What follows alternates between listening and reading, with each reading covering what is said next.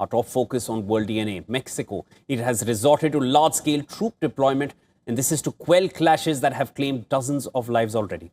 Now, these clashes were sparked by the killing of country's most wanted drug lord, Mesias Ozeguera, also known as El Mencho, was killed in an operation in Jalisco state. News of his death triggered a wave of violence, with cartel members blocking roads in 20 states and torching vehicles and businesses. According to authorities, during the raid on Ozeguera and subsequent clashes, at least 27 members of security forces, 46 suspected criminals, and 1 civilian were killed.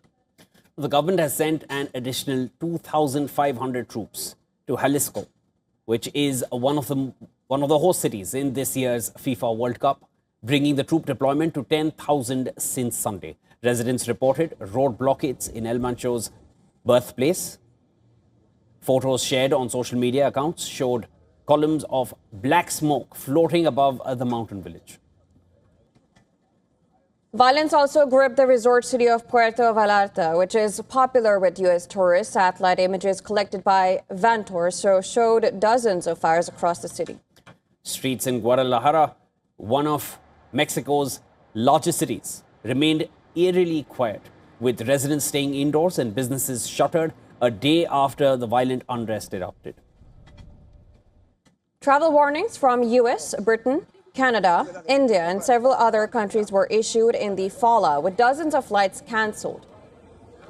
El Mencho entered the drug trade with the Sinaloa cartel and later formed Jalisco New Generation Cartel, CJNG. U.S. had declared a bounty of $15 million on his head. Now, Mexico said the operation to seize El Mencho was helped by complementary information from the U.S. authorities, something that the U.S. also acknowledged.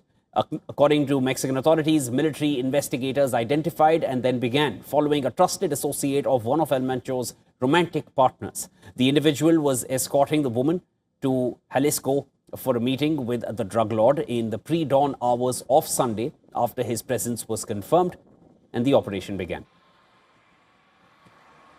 The criminal's response was described as extremely violent. He was surrounded by the soldiers who found him hiding in the undergrowth.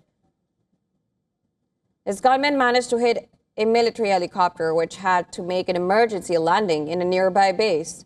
In the midst of the gunfight, the soldiers wounded Ozeguera alongside 2 of his escorts. All 3 were airlifted to a hospital in Guadalajara, but died en route.